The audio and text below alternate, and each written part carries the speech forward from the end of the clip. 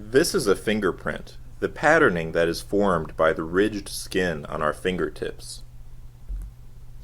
The fingers are not the only part of the body that has this kind of skin. It is also found on our palms and the soles of our feet. Ridged skin is even found on the hands and feet of primates more generally, as well as some other mammals, and some primates even have it on the underside of their tails.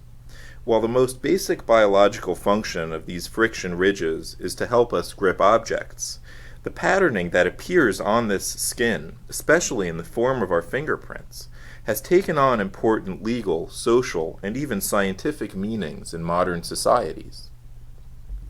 Recorded in ink or digitized on a computer, fingerprints are markers of individual identity that are used in many different ways. Collected from crime scenes, fingerprints can provide crucial evidence about who committed a crime.